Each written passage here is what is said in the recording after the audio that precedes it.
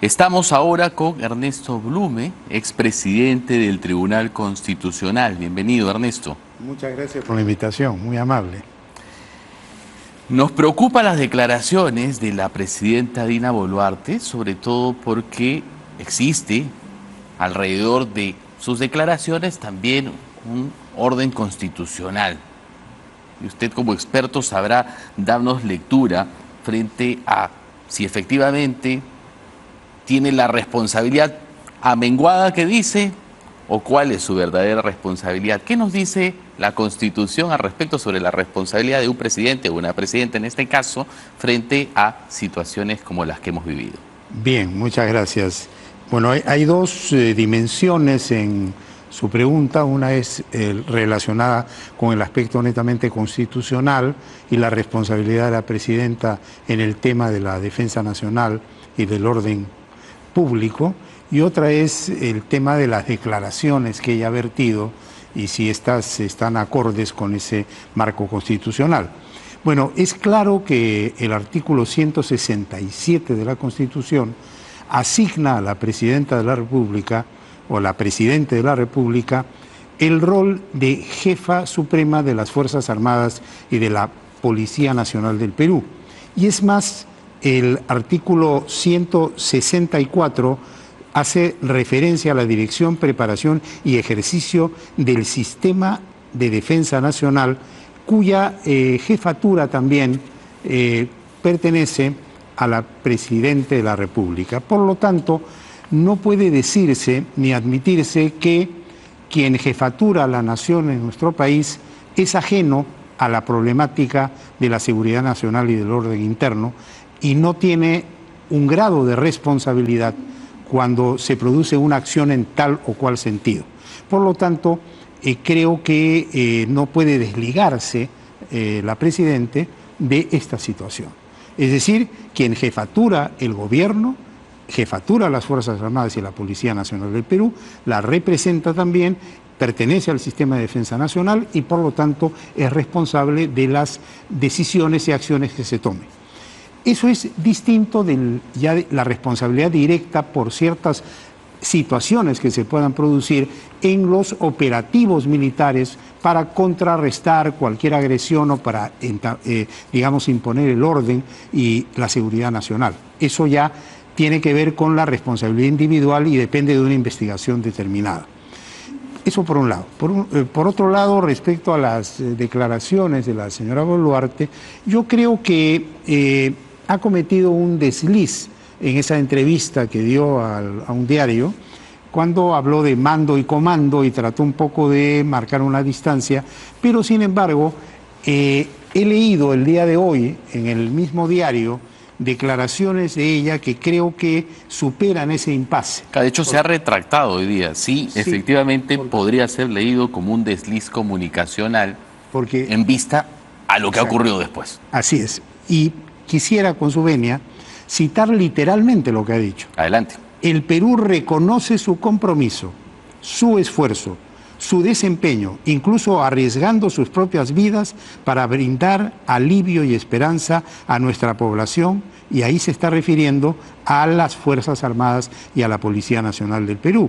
Y es más, nos ha tocado estar al frente del gobierno en un periodo difícil, pero estamos demostrando que tenemos la fuerza y el coraje para sacar adelante a nuestro país de la mano de las instituciones y de la comunidad en general.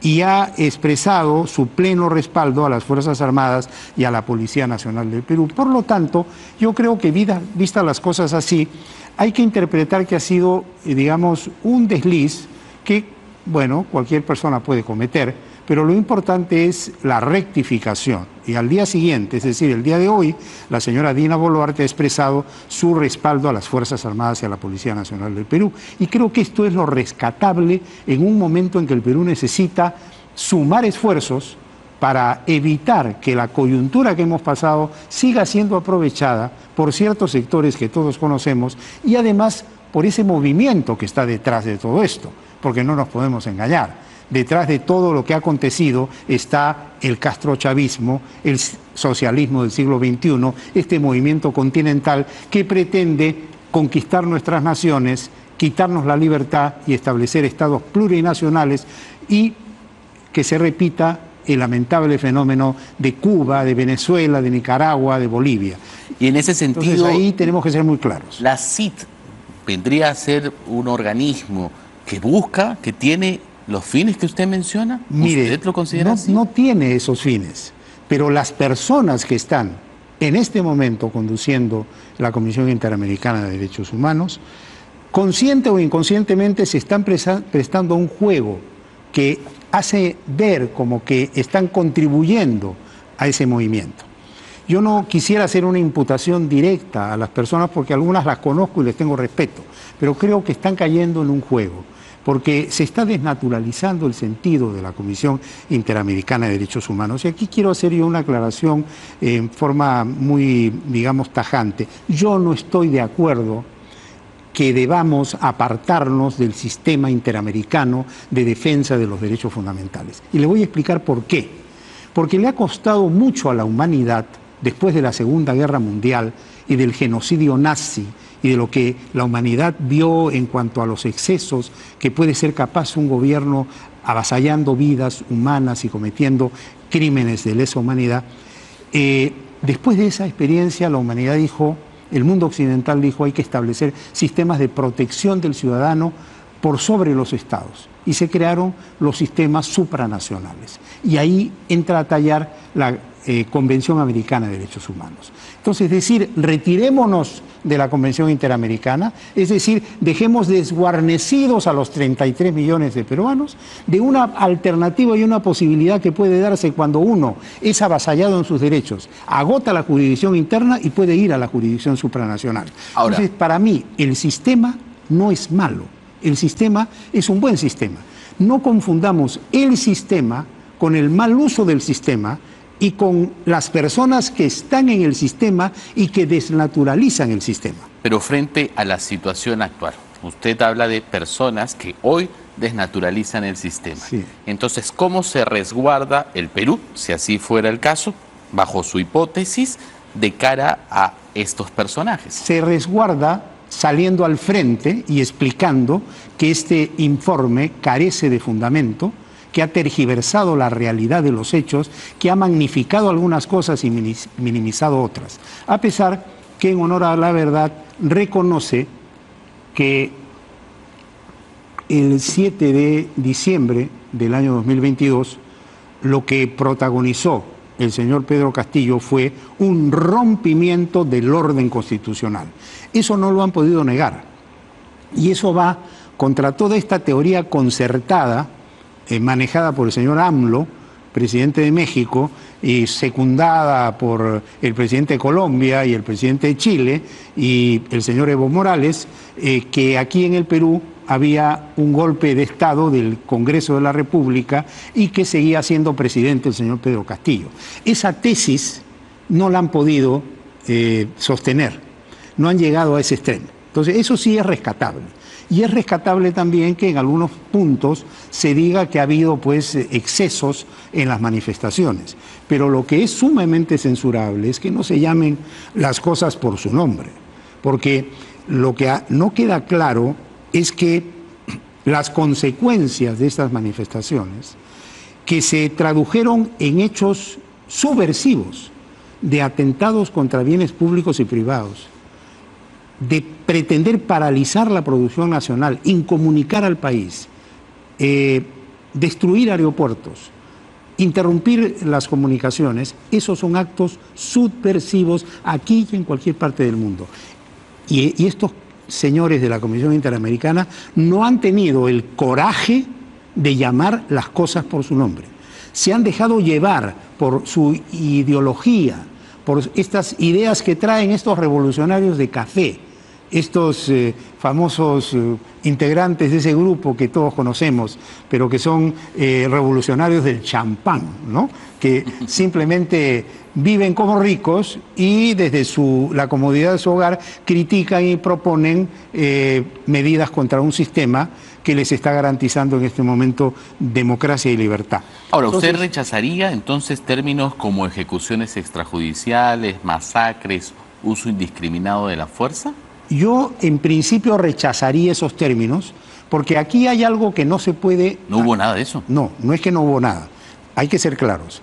Aquí lo que ha habido es todo un movimiento continental que reaccionó desesperadamente cuando perdió al Perú a quien consideraba ya conquistado para el castrochavismo, y que recurrió a una serie de movidas para activar células subversivas que alteraran el orden público y crearan el caos. Entonces, frente a esa situación, cualquier Estado debe reaccionar imponiendo el orden y buscando la paz social. Quienes provocan cualquier situación que se haya producido son estos subversivos que hacen que el Estado se vea obligado a reaccionar.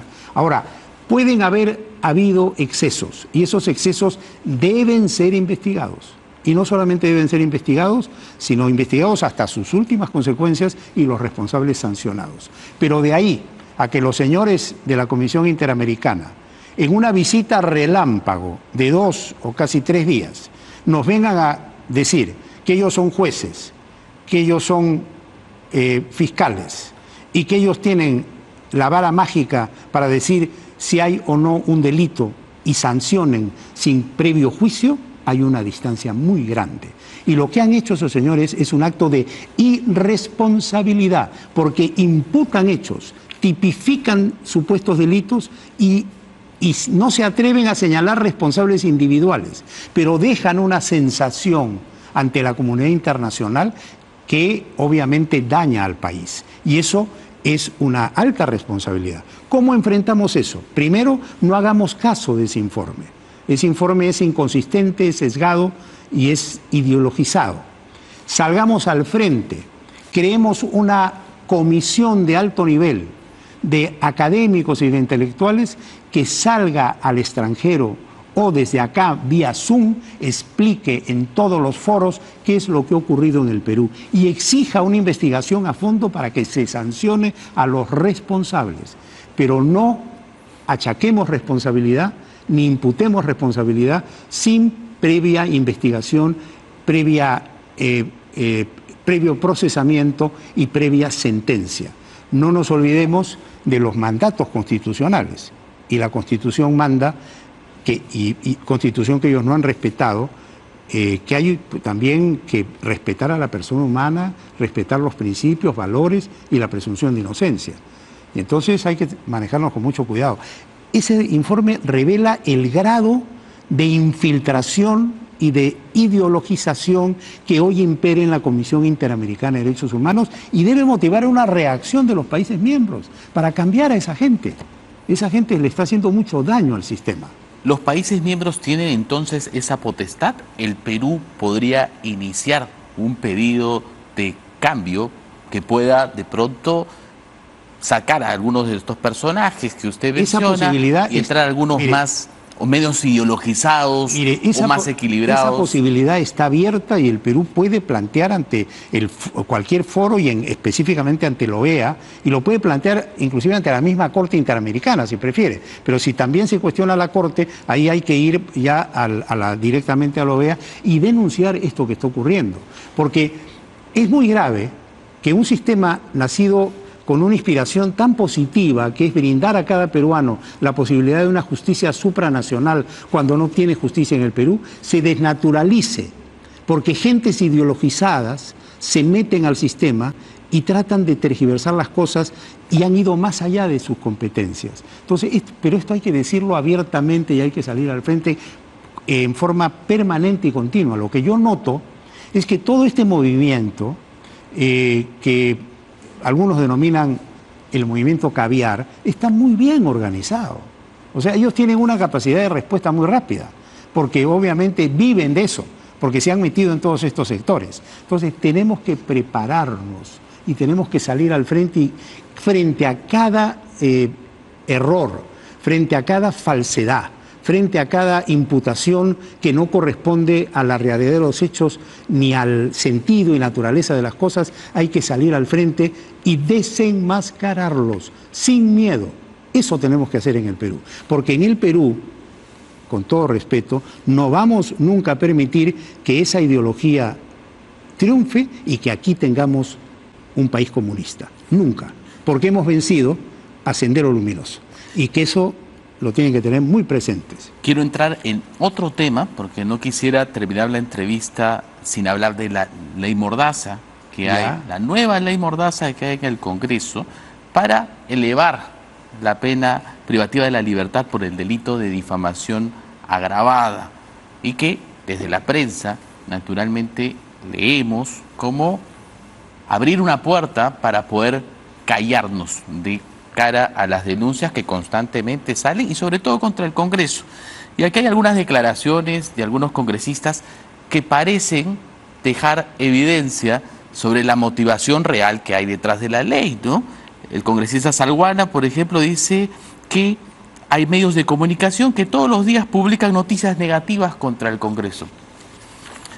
Por aquí, otro congresista de Acción Popular, Illich López, dice: la prensa a nivel general ha demostrado ser responsable. Hay que castigarla más o menos.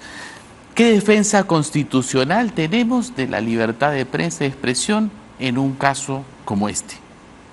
Mire, le agradezco mucho la pregunta, creo que es una pregunta muy importante y que debe merecer algunas reflexiones.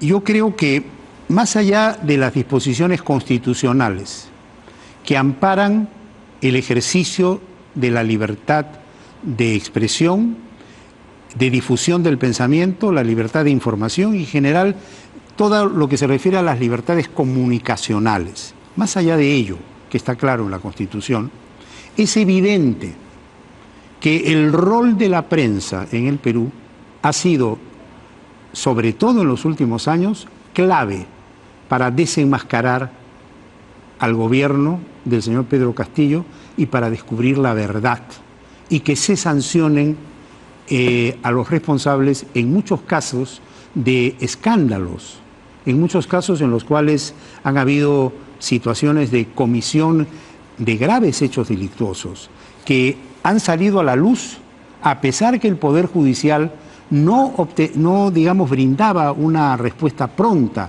y eficaz. Es la prensa la que ha sido una especie de portaestandarte del derecho del pueblo a saber la verdad y a que esa verdad se investigue, se llegue a las últimas consecuencias y se sancione.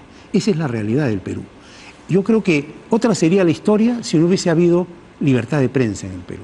Entonces, cualquier acción, por más que se argumente que tiene motivaciones en tal o cual sentido, en este momento y en estas circunstancias, que en alguna medida pretenda frenar a la prensa, porque obviamente, más allá de la parte teórica, cuando se aumentan penas para la difamación, se está diciendo, ojo señor periodista, mídase usted, porque si no se mide, puede usted ser denunciado y ya no van a ser tantos años, sino tantos años más. Condiciona. Entonces, es una amenaza yo creo velada. Que hay ahí una situación velada sumamente preocupante. Y por eso yo expreso como constitucionalista y como alguien que tiene alguna experiencia en estas cosas, que me parece un grave error del Congreso de la República. Y lo digo con todo respeto a los señores congresistas. Un grave error haber entrado en este territorio, haber tratado de, por la vía de la penalización de los delitos contra el honor, dejar abierta una brecha para que se afecte directa o indirectamente la libertad de expresión y de información en nuestro país. Creo que hay que mantenernos sólidos en la defensa de esa libertad. Y esto yo lo digo no ahora, lo he dicho desde antes.